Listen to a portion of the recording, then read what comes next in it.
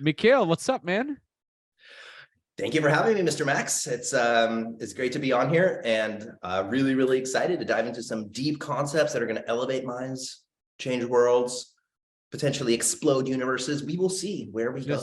Hey, we cannot make any guarantees that the universe will not explode. Okay, so just listen This to is your absolutely own. true. In fact, we could actually make a guarantee that at some point it probably will. And it will be us. That's like it will be us, and you cannot prove that it won't be. So Because we are God, and God is all things, and everything and is one. But if the girl, you know what I'm saying? If we're a certain zodiac sign, it's a certain thing. Apparently. for a certain Okay. zodiac sign. You know what I think is really funny? Like, I think you'll resonate with this. Like, why is there not like, how when you buy a thing, like, okay, I got this, like this because I'm building this backdrop. I got this thing. Okay, it's a happy face, right? When you buy a thing, there's an instruction manual usually, right? But life, why is there not one for like who are now like a human? Here's like your human, like a guidebook, like. Here is how you treat people, and it's like so funny. Like for everything else we have one, but for some reason for being a human there isn't one. So yeah, it's weird. Good question. Why? I don't know, because nobody has figured it out. I think there's so many ways to figure out life, like depending on who you ask, somebody's like, yeah, the point is to make a lot of money, and the other one is like, the point is to let go, to be spiritual. The other one is like, the point is to party all day till you die. Like, it's like, and the thing is, like, they're all valid. Like, if I really think about it, man, like this is like, I look at, there's certain people that are living completely opposite directions of what I'm doing, but they're making it work. And I'm like, this is so cool. Like, damn, respect. Like the guy who lives his life just surfing in Hawaii all day, is like semi-homeless, just surfs all day in Hawaii, smokes a bit of weed, eating the papaya fruit, I guess, whatever. And he's crushing it and he's happy. If there was like a happiness-o-meter, it would be 10 out of 10. And I'm like, totally, I respect that. And that's amazing. But I would never do that for me. Not my thing. I can't be homeless, not a big fan. I need a little bit more structure. I need something that I can build. So I think the point is that we find out what it is that we want to be doing, and that we don't get bitter as we're growing up. Yeah. And have that bitterness make us not pursue what we really want. Dude, 100%. You ever see these guys that surf Nazare? You know what Nazare is? Dude, I just told Primoz, I'm like, let's go to Nazare like this year and go surf and check this. I did not surf myself, check the surf. Yeah. I just talked about it yesterday, man. Dude, super sick, right? And like those guys, if you watch the documentaries about those guys, they're like, yeah, just like I'm just excited, to get out to Brazil next year, and gonna be some sick swells, bro. Yeah, and, just psyched. I'm stoked to be out here. I live in like a Volkswagen, one of those Volkswagen things. Like I'm gonna have to drive across the ocean to be there, but I'll be there. It's such a vibe, man. Dude, it's such a vibe. Dude, catch me up really quick. Like, what's the big thing for you right now? What are you most excited about? And what are you seeing as like a pattern in the world that you think is interesting? Because it's always good to get your input on this type of stuff, because you're such like a high level dude, and you found this zone of genius, and you're just like, yo, I'm just gonna fucking roll with this shit. Let's go. I mean, I was about to ask you the same. So what we're doing right now is we're 2022 has been a pretty good year, but it was still tough because we built a lot of new structures. We completely switched from just kind of like the brand. The brand is still very much intact, doing its thing, but we added cold traffic to it because I didn't just want to be reliant on the brand thing. And that was tough. That was about it was like late 2021 until late 2022.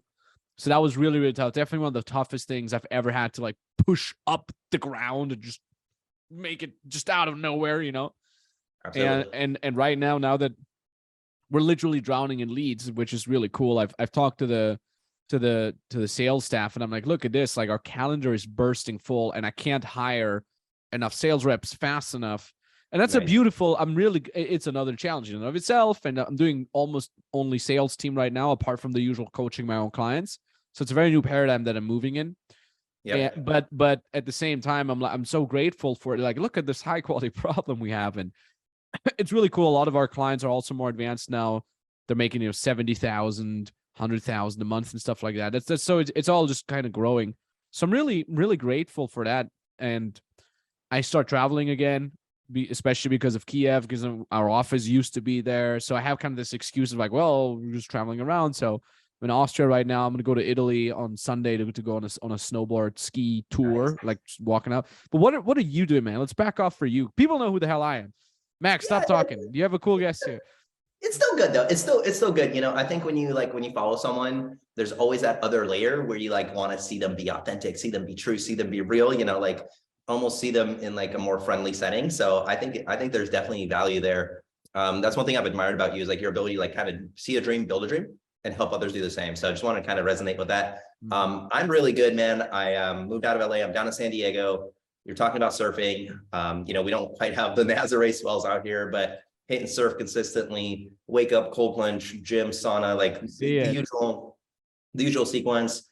We're scaling agency up. We love our clients, like crushing it all around, high vibe, abundance. I did like a piece of content about this where I think a lot of people think, you set a goal, you hit a goal, and then like you reward yourself, and then you're like, I did good. And then like that creates like forward momentum. I think that's one way of approaching it. But I've really been trying to flip the script on that and start with the presence, start with the reward. So be present to who you are, be authentic to who you are, look back at what your childhood dream was and ask yourself those difficult questions of, am I keeping my promises to myself, right? Am I keeping my promises to myself? So that's been a really big theme for me over the last year and a half, 2 years, is just making a promise, keeping the promise, hitting the goal, and maintaining presence. But what I realized I was sitting in the cold plunge, and you know how it is, like you have these downloads, right? Because you're just activated. And I was like, I've had it all wrong. It starts with the presence. It starts with looking at yourself in the mirror and going, I am here, I exist on this rock, and it's flying like this, and it's fucking totally bonkers crazy. Like if you think about it from an astrophysical standpoint, both of my parents are PhDs in theoretical astrophysics. Like they literally study how stars explode. Yeah, dude. Yeah. So it's like my whole life, it's been like, yo, bro, like your 100 years on Earth ain't shit, dude. Like I don't care about your net worth or any of that, because like you're gonna die, dude. And it's like, I don't know. Like so you have that like epiphany moment. You're like, oh man, like, and then you have that moment where being a human is really cool. And who am I as a human? And you start with that presence. And then you introduce that self-reward for yourself. And that creates that positive momentum for you to hit your goals and then to keep those promises that you make to yourself. So that's been a really big recurring theme. Agency's good, man. We're scaling clients up. As you see, I'm putting out some techno music. So that feels really good. Yeah, dude, honestly, happiness, man. Just happiness, pushing that happy button. And of course, pushing the money button too. Happy money, happy money, happy money. So that's kind of my new motto, is like happy money. Like, why not? We should do a whole business around that. So yeah. I mean, that's the cool thing too. Like when I like watching your stories, because they're always just like you ranting on some spirituality and money making thing. And then at the same time, it's always just like you sauna, cold plunge. And there's so much positivity in that. And it's crazy energy, like the energy that you have right now. I don't know if this is the nootropics or the coffee or none or both or all of it. It has such a good energy. And the fact is, like, I know you pretty well. We've been working together for a very long time. So I know that you're like that in real life. I know this is not like, oh, you're just doing the social media thing. I'm like, no, motherfucker, you hang out at 7 a.m. at the breakfast in Miami with Mikhail. He's going to be like, dude, it's going to be you know? Dude, totally. Yeah, because life is electric, right? Life is electricity. Yeah. And like our neurons are firing. Like we forget all this shit. We were just like, and there's always that positive pressure. I think, you and I both run businesses. It's like a competitive sport, right? And so I think when you decide, hey, I'm going to play this competitive sport at the highest level that I'm capable of, there's something that's created in the universe. There's like a little pocket for you, almost like of existence. There's a little pocket of existence for you, and there's space in that pocket actually for you to be able to build a great life and to genuinely just enjoy like every moment, right? Yeah. Life is just a sequence of these moments. And so, yeah, a lot of what I've been focusing on, you know me, I'm a pretty cerebral guy. I think a lot. And so a lot of it's been thinking less or not thinking at all and just simply doing, which is something you're actually really good at, of going, you know, like there's all these forget it. We're going there. We're going there. And that's it. And you're just going there. And everything else is kind of like the trees, you know, when you go on a nice, beautiful drive, right? A scenic drive, you're observing things happening around you, but the level of the things that you're observing continuously increases, right? You have a more beautiful, like physical location that you live in. You have a more beautiful relationship with your partner. You improve your relationship with your family or heal your relationships with your family. Your team responds in a specific way. Your clients respond in a specific way. And like the universe, it responds to the stimuli that you give them. So it's almost like a little bit of a delusional life hack that I use where it's gonna be good because the only alternative is you're not here, right? So if you're here, it has to be good by default because you're here. And at some point, we're not gonna be here, at least in this version. I'd like to think you and I are like cosmic soul brothers and like we'll have some like thing in the future where we're like partnering with aliens on weird. I have a sick idea. We should be DJs. We should do like Daft Punk style. Let's go. Let's do that, man. Dude. Let's get masks, you know, and just Daft Punk it up. Dude, I was looking at crazy deity masks. So those guys that are listening will like this. If you type in like deity mask, there's this Etsy store and they do these Burning Man masks and they're huge. They're huge. And they have like 8 eyes. They look like a Tool album cover. Like they like, but they light up, dude. They're so crazy. So I've always wanted to do like a DJ set and these crazy like. I'm so down, man. Let's do that, man. Let's go, man. I mean, you know, there's got to be like with Daft Punk not doing anything anymore. What other DJ duo is as iconic as them? Nobody. Cosmic Gates, just 2 German dudes. You know, like this. There's no DJ. At least I don't know. I don't know a lot about the scene, but like, there's no like mystical DJ artist that has that vibe around them where it's like nobody knows what they look like. I mean, remember Daft Punk didn't even have a website. They didn't have a tour date. It was just like, holy shit, Daft Punk are playing right now in the city. Wow, everybody go there. It's like, come on, man. You know what other band had a similar energy? Gorillaz. Really? Remember original Gorillaz, bro? Where you were like, what is this? It was that's right. Like, they only had these drawn the comic. And they would play behind the wall, and it would just show the gorilla cartoons playing. While they're doing the thing. I saw them at Coachella 2012. This old age song. But dude, yeah, it's crazy. So that's kind of, that's on the artistic side. That's where we're moving. We're building like a whole world of energy. So like you're a video game guy, so you resonate with this like idea of mixing like mystical creatures. We're talking, you know, like trolls and crazy, you know, like spiders and magic. And we're mixing that with cyberpunk and steampunk. Let's go. I like that.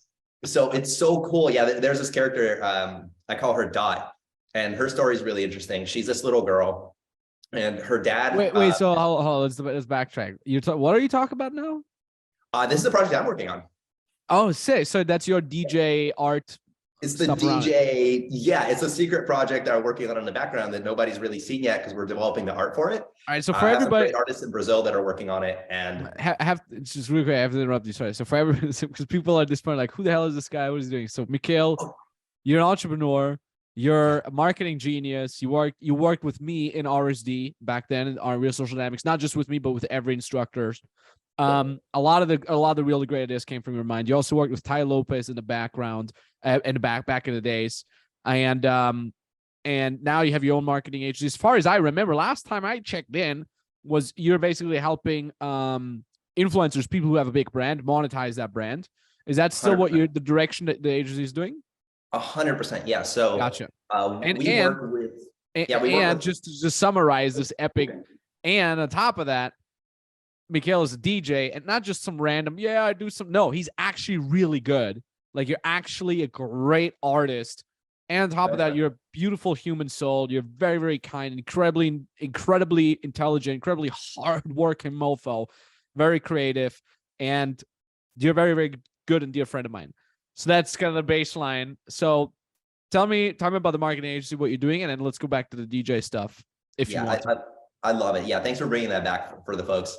Yeah, 100%, man. Yeah, so on the marketing agency side, we run bread and butter businesses too. So we run, standard Facebook ads, funnels, lead gen for physical businesses like med spas, fitness centers. We have that whole side of the business.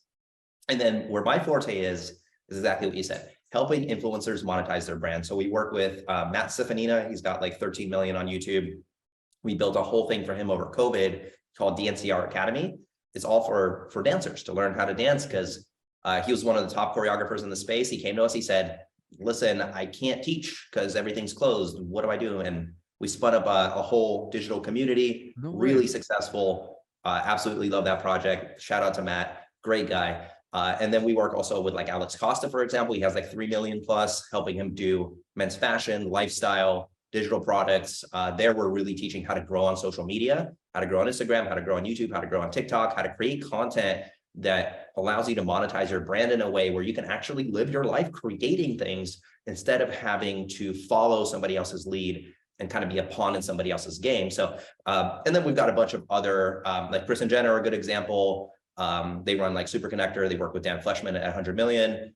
Just a great roster of clients, super grateful, got a great team supporting us. And that's our forte. Yeah, we take an influencer, we help them visualize their vision. We shifted this internally a lot from we're a marketing agency to we are dream builders, because that's actually what we do. Somebody comes to us and they say, look, I've got this, I've gotten myself this far. I have this dream. I don't have the tools to build the palace for my life that I want to build, or for my business that I want to build, because I don't know marketing, I don't know funnels, I don't know ads, the long list of things that we have to know, as you just mentioned, making paid traffic work. I'm sure there's a lot of things that you caught that were like, oh, I didn't even know that I didn't even know that, right? And so that's what we do. That's our bread and butter. We love doing it because for me, sure, the money is great. We're doing fantastic there. What it comes down to for me at the end of the day is that spark in somebody's eye when they had a vision for a thing. It didn't exist yet, and we helped them build it. That to me is like the top.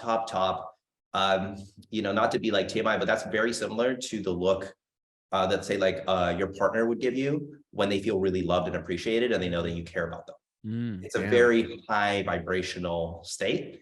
And that's what we chase. That's the kind of the rush that's in it for me. And then there's, I'd say, a secondary rush in seeing a team member overcome a challenge as well, where if you have somebody on your team, maybe they're struggling, they're not able to pick up a skill set, pushing them and helping them and guiding them until they hit that vantage point where they say, wow, I didn't know this 6 months ago, 9 months ago, and now I'm really, really good at it. And I feel like I have a little bit more control over my destiny. So that's what we do. And then also I'm not just a DJ, I'm a music producer as well. I've got a full studio here in San Diego. I used to be in Los Angeles, now in San Diego.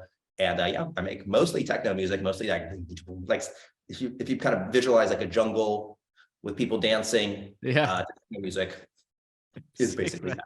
So that's the context there. Yes, sir. Love it, weird dude. Guy. Let's go. What made you move out of LA? Man, all right. So I got a story for you.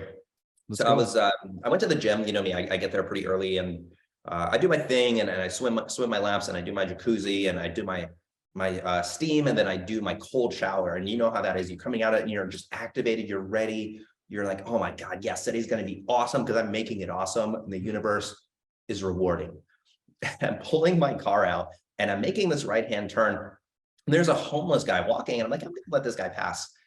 And he stops in front of my car and he just whips it out. He just whips it out and just starts peeing in front of the Equinox. Just starts peeing. Just like, it's like a Wednesday. You know what? I'm gonna just pee on a sidewalk today.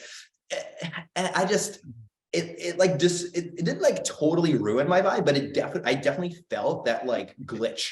You know when you have that where like you're just like and like I was like I felt icky. I was like, oh, like I felt so good 45 seconds ago, and now I'm like driving to do my thing, and I'm like, there's this like And like I saw it, like you don't want to wake up in the morning and like see a homeless guy's junk, that's not like the life I set out for myself. I I to talk didn't to my sign mom, up. and she's like, "What'd you do today?" I'm like, "Well, saw a homeless guy's thing there." She's like, your life's really spiraling downhill. So that was one of the many, many triggers for moving out of Los Angeles. I think it's a great pod if you want to put yourself under pressure and grow. It's just the vibe, man, is just woof. That's what I found out, constantly having to reset the vibe back up to baseline instead of raising from baseline and maybe having a drop here and there. You have a rough day or whatever that happens, but it was always me trying to, pick it back up, like, come on, guys, we could do it. Everything's good. And you could tell like the ecosystem there is just kind of degraded quite significantly, honestly. Also, a lot of my friends and business partners moved out. So that was another big deciding factor for me. Like Alex moved to New York. Matt is now moving to Miami. Some of my team members had to move out as well. So that was the general gist, is just choosing happiness, honestly, choosing happiness. I'm in San Diego now and I'm 5 minutes from the beach. Nice. So if I want to go surf, I throw my board in my car. I drive to the beach, I paddle out, I come back, I grab a burrito. I listen to an audiobook or a podcast. I come home, I have a beautiful home, a 3-story home in San Diego. So if you guys have a reference for real estate costs, you can approximate about what that would be. And I'm genuinely happy. Like, and I don't say that to be like, wow, look at my life, it's so good. Because you know me really, really well, and you've seen me go through some struggles as well. And really putting those pieces back together took a lot of fortitude, a lot of courage. The 5 words that came up for me most recently, I was doing the breath work. So I do breath work twice a week, and it's breath work, then cold plunge, right? Then sauna, then jacuzzi, that type of thing. The 5 words that came up for me were courage, power, momentum, grace, and then release the ego, which is not awareness, more of a phrase. So that's courage is like, fuck you, fear, we got this. That's my version of that. Like, and then power is, how big can you be? How big can you play? How big can you live your life for yourself, for your family, for your friends, for everybody around you, to create that vision, right? Momentum is, how fast can you go? How far can you go? Grace is, how effortless can that be? And then release the ego of making it cosmic. That's the way I'll put it, making it cosmic, making it beyond just your life and beyond, oh, look at how cool I am. Letting go of your self-judgment, of your self-evaluation, of overthinking, and just putting yourself on that track of operating from a state of courage to create that personal power for yourself so that you can improve just as many lives as possible. So that's my rant. And that was a really big one for me. I had to like take out my phone and I wrote those down, and that was a really big one. And I've been sticking to my guns on that, because I think anybody who's building a business or building a brand, you face adversity, and the biggest adversity is ourselves. It's inside our own mind. Yeah. I'm not sure if I'm good enough to do this, or I don't know how people will perceive me, or I don't know if my family will support this. Whatever those things are, when you operate from a state of courage, you see that fear, and it's not even see the fear and do it anyway. It's being more aggressive than that. It's saying, no, fuck you, fear. No, we got this. And the fear is kind of like a little hyena. Yeah, you ever see Lion King? The little hyenas? Yeah. So that's how you look at it. You go, no, you got scavengers, right? And you kind of wave it off and wave it off and then you attack. And that creates this really powerful like vector, like a javelin, like a spear, like the old gladiators, you just throw spears and fight. It creates this power that propels you forward through life to where you almost become an observer of your own actions. I'm sure you've had this before, where you're on a podcast or doing an interview or spitting some game on a mentoring call, and you're like, what you're saying, but you're almost out of body. It's almost an out of body experience where you're getting these downloads and you don't know where you're getting the downloads from. The only thing you know is, I'm on the right track and I'm going to keep going forward on this track. There's a phrase in music that I think David Bowie said this. It was, never neglect the muse. So that's, if it's coming to you, if you're getting those downloads, you have to live the type of life that is deserving to continue getting those downloads. You can't just get those downloads and then go crawl in a ball and keep them to yourself and not do anything, because then the universe is going to see, oh, that person is actually selfish. They might be scared, but they're actually selfish. You have to share, you have to over deliver and show up leading from the heart with that courage for yourself. Honestly, at the end of the day, it's like for yourself, and that transmits to every single person that you impact throughout the day. Yeah, man. That's beautiful, man. Thanks, buddy. Yeah. So that was a big one. It's how did you, that's what I got on that. That's my rant for that. how did you get started with all that, man? How did you get into business? How did you get into marketing? Yeah. So I was working in LA as a audio engineer. No shit. Yeah, I was. That makes the DJ stuff kind of makes even more sense now. All right. Yeah, well, I have 3 degrees. I have a keyboard performance degree, an audio engineering degree, and a post-production degree. So that's what I used to do. I used to be an audio engineer, and I used to do film scores for movies. So you know how, like you know how in like The Dark Knight, it's like boom, boom, boom, boom, boom, boom, boom. Yeah, like yeah. I do The Dark Knight, to be clear, that's Hans Zimmer. But that was kind of my vision for like, oh wow, that's really cool, right? You're creating an experience. I think you and I are very like, we create experiences for people. That was a way to create an experience. Yeah, it's in the theater and it's auditory, but it's still very powerful, right? When you see an emotional romantic scene, like the music is such a big component of that. We did a lot of that where we take the music out and the scene is totally different, right? So you can feel that emotional resonance, because that's what music is. It's a resonant frequency. So you hit a chord and whoa, that's melancholy, that's memories. Or you hit another chord, oh, that's joy, that's celebration. So I was doing audio engineering, and I was mixing a bunch of different bands and helping them produce and put the records together. And I had this friend named Ben, who was a bass player in one of these bands. And one day he comes to me and he goes, hey bro, we're gonna go up to my brother's house in the Hollywood Hills, and we're going to do mushrooms, and there's a Steinway grand piano. No. And I'm like, well, like talk about like the universe just giving you stuff, right? Like, okay, like you can't say no to that point, because the universe is just saying, yo, I'm trying to take care of you, dude. What's up? Let's go. So I'm like, okay, let's go.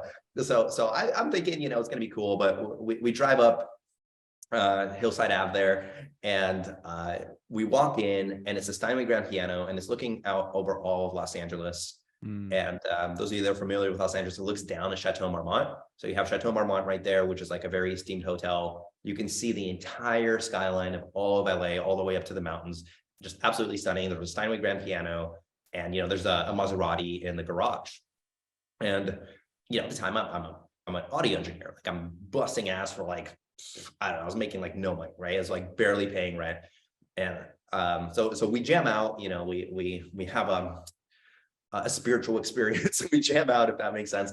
And then I'm like, hey, what the heck does your brother do? He's like, oh, well, my brother Tai does this marketing stuff. And I'm like, well, I know websites, because I'm a full stack dev. I know web development. So why don't I maybe help your brother build some websites? And Ben's like, okay, come in on Monday. And I come in, I have a conversation with Tai, and what I tell him essentially is, look, man, I don't really care what I have to do. I need this. This life is, I want it. I will do whatever it takes to get it. And all I need from you is just to show me how to do it. That's it. You don't even have to pay me for the first couple of months. I will burn through savings. I don't care. And I think that really stuck with him. He's because Ty's kind of a crazy guy. He's also kind of like a visionary in his own right. So I think for him it was like, oh, this is kind of like a younger version of me in a big way. And yeah, started with him, man. Started from the bottom, did social media management, posting on Twitter, organizing like SOPs, doing customer support, which is like, ouch. Then moved that into doing sales, right? Then moved that into building funnels, doing copywriting, doing ads. And those of you guys that are familiar with the Here in My Garage ad, that was a big part of that journey, because I was sitting there. The individual responsible for actually running that, it was Jeremy Van Dyke, great guy, amazing guy. And I was sitting side by side with Jeremy, and I was just seeing these numbers just coming in, and I'm like, oh my God, this is crazy. And what ended up happening was really funny. So Ty would have these people come up to the house to do podcasts and such. And One day I was there and I look over and I see the simple pickup guys, Jesse and Kong, just kind of sitting in the living room, just waiting. And Tai was still sleeping. It was like 2 p.m. and Tai was still sleeping because he would stay up late because the developers were all in like China and stuff. So he'd work with them. I mean, the guy works insanely hard. So, but I'm like, okay, well, let me like go strike up a conversation. And we just really hit it off, right? And the thing with Tai was we were doing paid traffic. There was not an organic presence there yet at the time for him. He was doing only paid traffic. And the way that paid traffic works, as you now know, it's all about that average order value against your CPA. What are you paying per lead? How much are you getting back? And can you make that work within 7, 30, 45 days and max? If it's any more than that, like you're kind of not really in business, right? And you can burn through a lot of capital by doing that. It can actually be quite stressful. So what I found funny about them is they were doing 6 figures a month from YouTube, making funny pickup videos. That was their thing. I'm like, what's your guys' business model? They're like, well, we don't really know. We have this recurring program. It makes like 6 figures a month. And we make these funny videos and it's really fun. And we really need a marketing person because we have no strategy. We're just kind of winging it.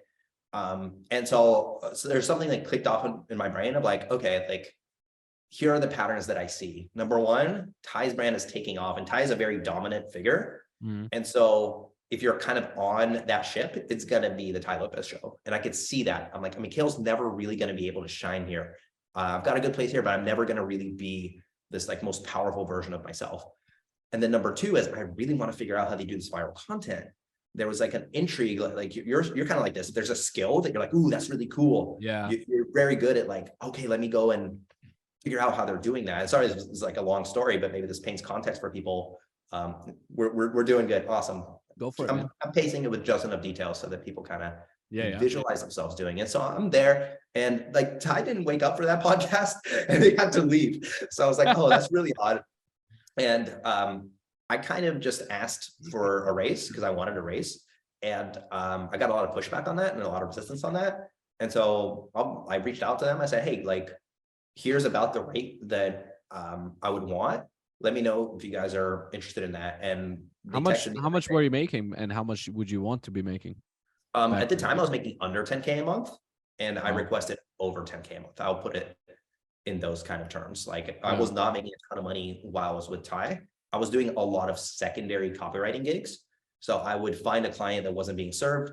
I would create a package for them. I would build them a funnel. I would build them a sales page and, you know, just the usual like bread and butter hustle of pre-agency, pre-having a team, of being a solopreneur essentially, or really like it's not even a solopreneur, honestly, a service-based provider. You're providing a service. I don't really view that as a business owner, to be honest. If you're constantly having to provide the service yourself, you don't own a business. You own a job, but you don't own a business. So I was still stuck in that grind. And I didn't see the path forward, honestly, from a career standpoint. So I went and I went to Tai. I was very upfront. I said, hey man, I've got another offer on the table. It's about this much. If you can come close to, you don't even have to match it. If you can come close to matching it, I will stay. And that was very interesting. He's like, oh, Mikhail, you're going to stay anyway. I'm like, no, I don't think you heard what I said. And he was taking off to Madeira at the time. So he went to Europe. And I was like, you know what? I'm not being heard here. I'm not being heard. And Tai's got a lot to do.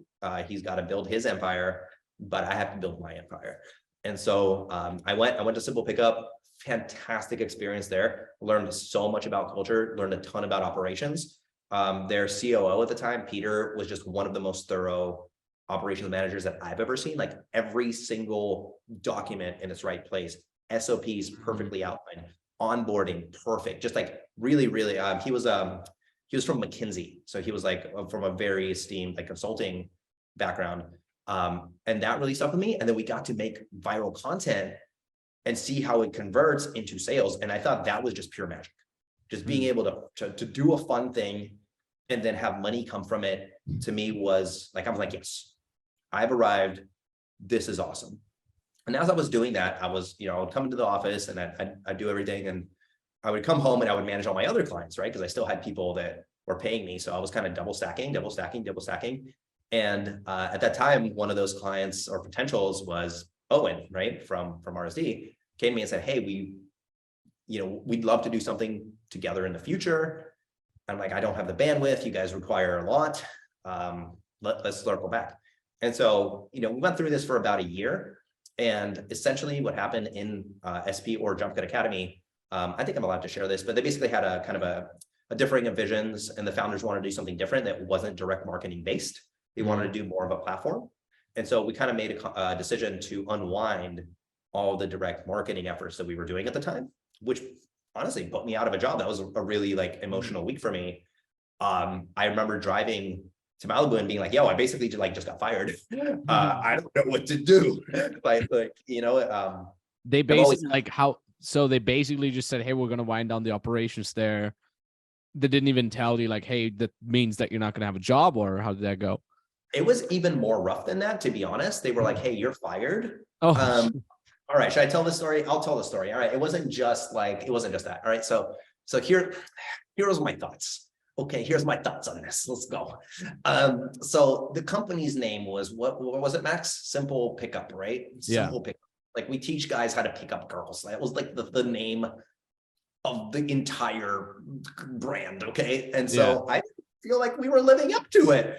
Yeah. And so there was a lot of things that came to pass, but one of the moments that was really funny was I was sitting up in the office, and then I'm doing my thing, and I get a DM from this girl, and she's like, hey, like, I'm and to be clear, I have a girlfriend now. Okay, ladies, find your person. Okay, but I'm taken. But this girl hit me up, and she's like, hey, like, I'm in LA, like, what are you doing? She was like a hairdresser, really cute. And I'm like, oh, well, I'm just, at the office working. She's like, oh, that's cool. I'm at Starbucks. I'm like, oh, which Starbucks? And she's like, Sunset and Vine. And the office was at she was probably like 3 floors below me. Yeah. So I was just like, you know what? I'm going to take a lunch. I'm going to take a lunch break. Okay. And I took a lunch break, and I didn't come back. Okay. I'm just going to be honest. That day I did not come back. I still did work in the evening though. I got my work done, but I didn't come back. And he really didn't like that. He called me in for a big meeting. They're like, Mikhail, you can't do that. I'm like, dude, I hit my KPIs. I did all my tasks. The company's called Simple. What's wrong with you guys? So I thought it was really incongruent. And I think from there, I kind of like lost a little bit of the buy-in. I'm like, oh, this is actually not like this fun thing. It's more of the founder show to like try and be Steve Jobs. And there's a lot of like internal stuff. But Jesse and Kong didn't quite agree on vision. I don't really want to go too deep into that because it's personal between them, to be honest. Yeah. But at the end of the day, like, let's just put it this way. Maybe I could have done better work. Maybe not. I don't know. But it wasn't just a culture fit. I don't think it was the work. Honestly, we crushed it for those guys. The work we was doing was awesome, was very profitable. But again, the model they wanted to go with was a different model. They wanted to go for more of like a SaaS platform play and get funding from, Y Combinator. And they went ahead and they actually did that. And, I don't know what the history is now, but definitely, I think, hindered them more than it benefited them to terminate that relationship. And then as I was kind of driving through Malibu, I reached out to people, and Owen was like, hey, let's do a launch. I'm like, dude, I do launches in my sleep, man. Let's go. And then you kind of saw me come on board there. We did Hot Seat at Home with him. That generated high 6 figures. I'll put it that way. I remember Hot Seat at Home. Yeah. Yeah. And then that was 2015. I think that must have been 2015. I think that was like, what, November-ish 2015, like a couple months before The Natural in 2016. Yes, sir. Yeah. And so I thought it was a really cool ecosystem because you have this like underground Fight Club-esque kind of culture in every city. I thought it was very edgy. It was a very rock and roll. It was very cool to be a part of that. And, they were like, what do we got to do to get you full time? I'm like, I got to be able to work whenever I want, wherever I want. I'm not going to clock in. You will pay me every month, even if I do 0 work, and I will get you guys launches every month. And I think you can attest to this. I bro, wow, the velocity, right, that we created. Yeah. So much, like a launch every single month, really pushed it. And I won't get into any specifics, but I honestly just burned out. Like, I worked so hard that I just burned out and hit a point where how do I say this? Like, my presence wasn't welcomed. I'll put it that way. My presence and my contributions weren't welcomed or being appreciated at the appropriate level. And so, we made some exits there. But like during that time, I mean, we helped you launch. Like, I flew out to Helsinki, helped you do right? That BSL. Remember that, dude? Dude, I was walking through Helsinki, like in the cold, listening to Young Jesus by Logic. It was like, oh, it's that Young Jesus. Hey, like just on loop, bro, on repeat. Because I don't know if you know, I got super sick when I landed. That's and I right. didn't, That's right. You were sick. Yeah, yeah, yeah. I had like 103 fever and like my ear was bleeding on the flight there. Like that's the level of dedication, Yeah, to man. get the thing done. I'm like bleeding, like you're like, bro, you're good. I'm like, no, we're gonna do this. It's like Yeah. snowing. I'm like in the snow, like with a fever. I'm like Oh, damn. taking like medication that like I don't know the name of. I'm like, this looks good. Like, let's go. It was just epic, man. So that was one of my fondest memories, to be honest. It was so cold. Hell, I mean, who goes to Helsinki in any other way other than summer? And we were shooting outside. We were shooting the promos and stuff outside. I remember that, man. Yeah. And Like you by with a the lake or something. yeah, no, it was the ocean, dude. It was the sea. Oh, yeah. It was like You the were like on a Baltic rock. Sea or something like that. And I was on this big rock. Yeah. Oh my god. And I didn't want to be in like a big fat jacket for the video material. I wanted to be in this like slick, kind of like sports training attire that was also kind of part of my brand. So I'm like freezing my ass off in the jacket, and we're like, let's get the shot. Take the jacket off. Talking to the camera, and then like freeze hands, like the blood was not running in my hands anymore. Put the jacket back on. In between takes, try to not die. Yeah, I remember there's a party that was like kind of enjoying it though. You were kind of like, man, this is like really like stupid. Like, let's go. Like, Oh, dumb, like yeah. it's like jumping into like a cold lake or something. You're like, you know what? I'm jumping in. F this. Let's get it. Let's go. Let's mob it. What I even remember more though, funny enough, like in my memory was the natural, how we were shooting that on Hawaii. If you remember the VSL for the natural. Yeah. And of course, we were there with Owen and with Luke. I had two videographers there from Denmark, Oliver and Matthias. Remember these guys? And they were strangely sharing a bed. Like, remember that? They were like, we're like, guys, you both have a bed in this Airbnb. And they're like, no worries, we're sleeping in the same bed. And we're like, it was just a weird time, It was very weird. And anyways, I remember, and you and I had to shoot that VSL when we had like the whole week or something to shoot it. And of course, I can't remember if it was partly Owen's fault or fully or not at all. But of course, you and I were like, let's shoot today. Let's shoot today. Let's shoot. Okay, let's shoot it tomorrow. But then today, and then, okay, tomorrow. And then we shot it on the last freaking night at like 4 a.m. in the morning. And I'm like, and that was before I used the teleprompter. For whatever damn reason, I was like, I'm not going to use it. And we had this freaking 1 hour VSL. And it was just like, I had the iPad and I read like 2 paragraphs. And I'm like, okay, blah, blah, blah, blah, blah, blah, blah, blah.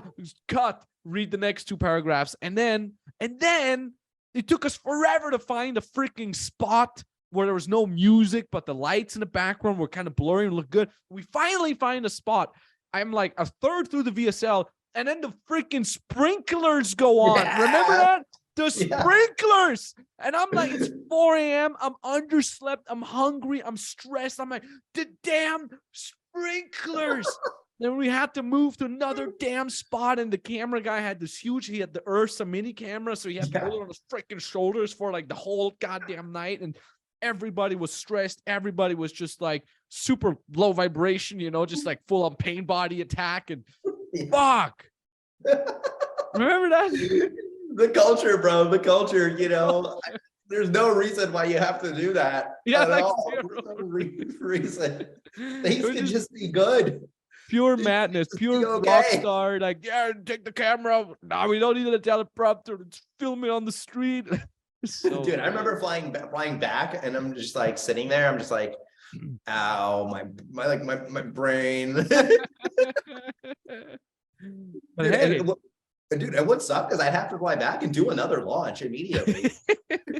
Because of reasons we won't mention, but yes, like it'd have to be like right away, like let's go. That's right.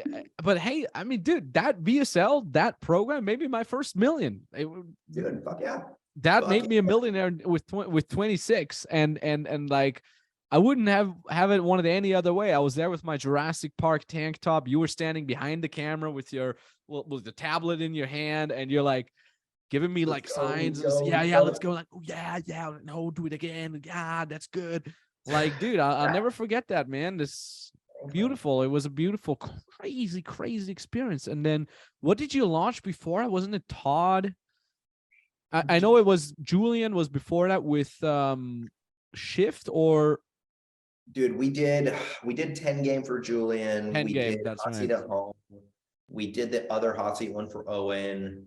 Like all of that, like basically any launch that happened in that period we did. And it's such a blur because what kept happening was we do these launches and then it was like next launch. So I didn't even really have time to do any sort of recovery like at all in between these. And we had to tee up 3 launches at the same time because the launch that's coming, like right now we're, in a particular month. So let's say 2 months out, the launch that's happening in 2 months, there's one happening now, there's one happening next month, and that one better be already like halfway done. Yeah. And then the one that's happening the month after that better be like started because you have so many of you have to do the lander, you have to do the VSL, you have to make sure the product actually exists. Yeah. You know what I'm saying? Like is actually there, is an actual, so you have these, and you have these burn downs, and you're doing this with a very, very limited team.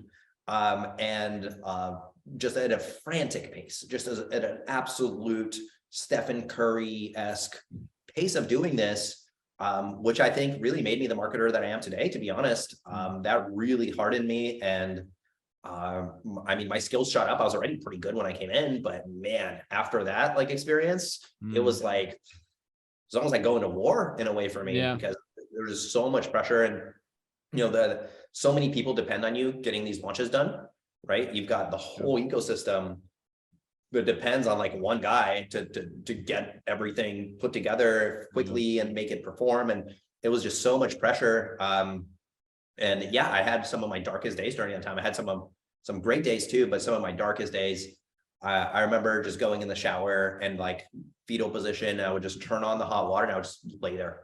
Honestly, I would just lay there because there was so much to do. I was like, I physically can't get this done. Like there's physically no way for me to get this done.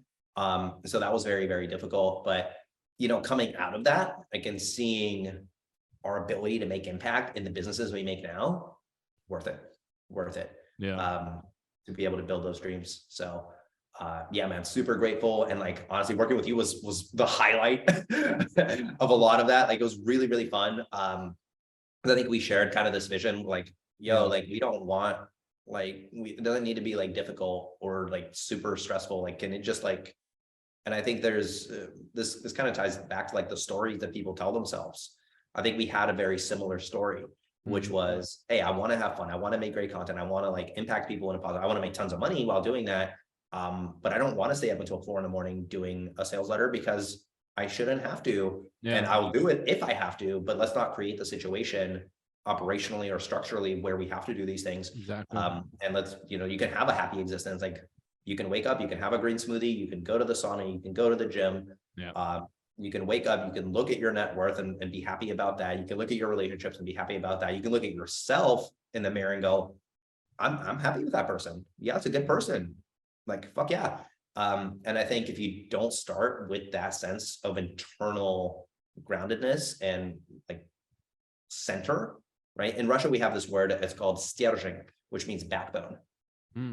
I think we have a very similar backbone where it's like we're going here, we wanted, and we will overcome any obstacle to get there. But what we want is a function, like functionality. Honestly, it's got to work and it's got to be cool. It's got to be fun. It's got to be exciting. And it's and one of the biggest things for me, and which was one of the, I love being an RSD. I still think back very, very fondly. But one of the things that I could very barely work with was the culture of like everything last minute, everything high pressure. And I'm like, especially because you said it's so unnecessary. I was always a guy who's like, I'm like, okay, the Natural is going to launch on blah, blah, blah, July. And I can't remember, 16th of July or something like that. Or even 4th. I can't remember.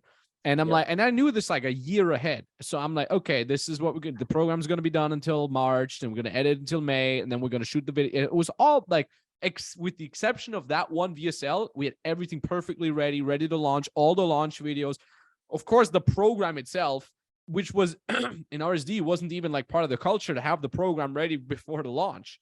I think the only two people that had I mean, I don't want to not give props to somebody, but I think Jeffy, Julian, and I were the only ones who actually had the program ready by launch. Most others were like, yeah, it's half ready, and I just add the other stuff. And for me, as like a half German, half Austrian, that's just not. You have everything ready. You got to have everything planned out for exactly that reason. Like, I don't want to stress. I don't want to be there on the last evening at the hours before the flight to shoot that damn BSL. Like, in my ideal world, I shoot it like a week ahead, with then the whole week to doing revisions and the whole week to making the adjustments if necessary, to reshoot a part. Like, and that's how I operate now in my business as well. And it was amazing. Back at the RSD times, it was beautiful. We had the camaraderie, man. What I always remember the most fondly is like dinners, instructor dinners with you there. Everybody just laughing. We were always the loudest motherfuckers in the goddamn restaurant, and it was always like a 5-star baller restaurant. So that would be like the 70-year-old dentist with his wife at the anniversary dinner, and then we're on the table next to like fucking like yelling and laughing, having a good time, and F word, S word, C word, everything, all the words, and just having a good time, like hooligans of love, so to speak. Yeah, I miss that was great times, man. But at the same time, we were just as chaotic on the business side, and everything last minute. Nobody knew who was. Half of it was built on unpaid assistance, such as I was, and it was such a crazy rock star kind of life. 100%, man. I remember finishing up the natural lander like in Hawaii, and I was like, this is the most fire thing like ever. I was so hyped on it, like so excited. And it's interesting, right? Like the like little patterns that we all have as humans and like what we do. And looking back, like a lot of travel, a lot of cool experiences, but also very like unsustainable. It's almost like that hot girl that like she's hot, and you're like, oh man, she's so hot. And like, I don't want to give this up, but like, she's like, just treats you like, whoa. And you're just like, oh my God, she's like out partying. And you're just like, oh my God. So I think it's fun for like a certain phase. It's very rock star, right? It's very like rock and roll. And I think there's a lot that you can take away from that in like the way that social norms are constructed, right? It's like, oh, you're at a restaurant, so you have to like be a certain way, or you're at a train station.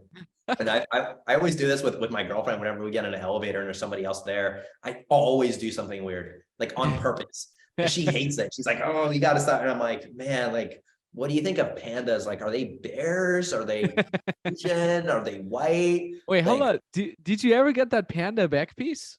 Back tattoo of a panda? You told me you wanted to have a panda as a back piece. I did get a back piece. I did not get a panda back piece. I have a full back. Yeah, I have a full back, but it's a sword with angel wings coming off of it. Oh no shit! And it's a tree at the top. It's savage, man. It's like 25 hours under 25 hours total, not in one session, but 25 hours total across a couple sessions. And honestly, one of the best experiences, because I did the top of my neck here. Yeah. And I would pick a pretty good playlist. Like, it was a lot of Deftones and a lot of Tool and a lot of Queens of the Stone Age. Oh, sick. And I remember I was listening to like Passenger, which is a Deftones song with Maynard from Tool on it, while he was going here. And I was just like, I was like an angel. Like, I was like an archangel of light. It was just like, it was just like, it was epic. I was getting all these visuals. And you're like, your full back is bleeding, right? You're like, yeah. It's really quite the experience. So that was really, really powerful. And gotta get some more ink. Dude, you got some new ink coming up? What do you think? I got a bunch since we last saw each other, of course. But I also want to I have yet to make a back piece and legs.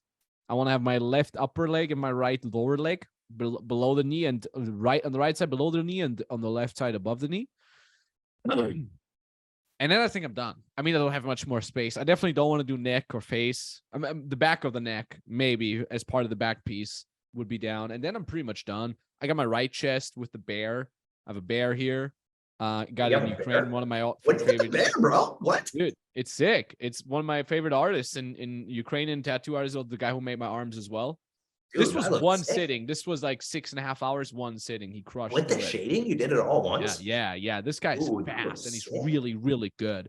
Incredibly talented guy. Like if this guy would just be born in LA, you'd pay like 5K for a tattoo probably. But because he's Ukrainian, you quote unquote only pay 800, which is like a lot for Ukrainians. You know, that's like 4 monthly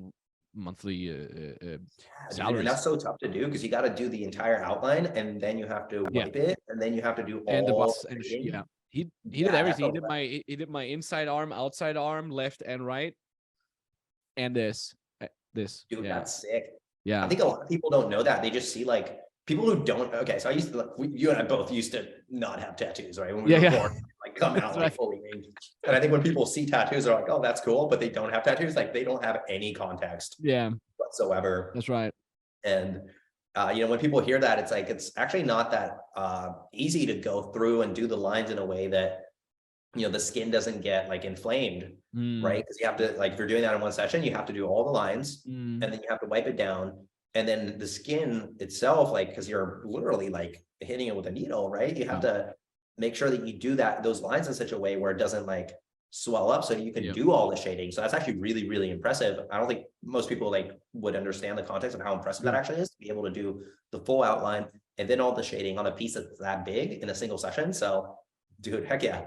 Yeah, this guy is a G. I mean, I could give him a shout out on Instagram. His Suvorov _Alexander. So Suvorov is like SUVOROV _ALEXANDR Alexander without the ER. So Alexander _tattoo. This guy made, and he's now in Vienna actually because of the war. So of course he's not in Ukraine, and he only does like close-ups, portraits kind of thing. Like it's only always like close-ups, faces or animals. And so did you like find a bear in the wild and take a photo of the bear that you wanted? And we're like, I want this bear. His name is Misha. He's my friend. So basically like with almost every tattoo, I was like on the way to the artist and I didn't know what I'm going to get yet. Yeah. Like this one, the gorilla on the inside almost became a leopard or some sort of big leopardilla. Yeah, like predator cat. And the elephant I think I knew already. The elephant I knew, and the eye and the inside I knew. And the tree he almost didn't want to do.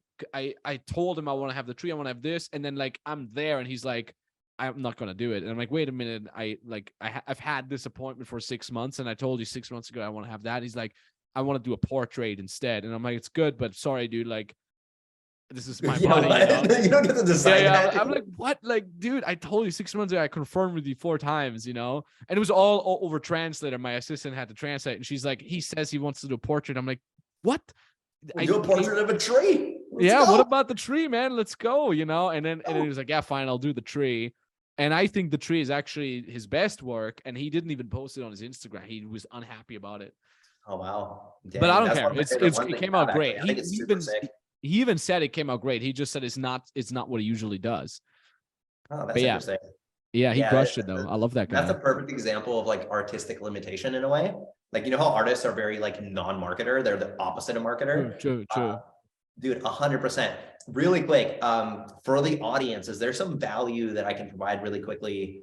Because just like full transparency, I've got another goal that started 4 minutes ago. I've been pushing.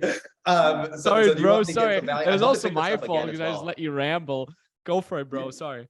No. I mean, this is awesome. We should do a pickup and do like some like deep marketing or like some sales psychology, or if the audience wants to hear like specific. I'm happy to come back. I know this was like a very let's do it.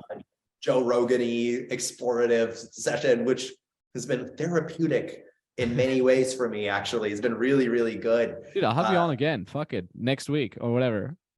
Let's do it. Yeah, let's do another one next week, and let's deep dive on let's go. The cool stuff, dude. 100%. Is there anything I can give the audience for value on this one before I hop off? I'd love to take care of your people. If there's a question that's been coming up, or you gave a ton of value. Well, how can people find you? How can people follow? Hop on the Mikhail train.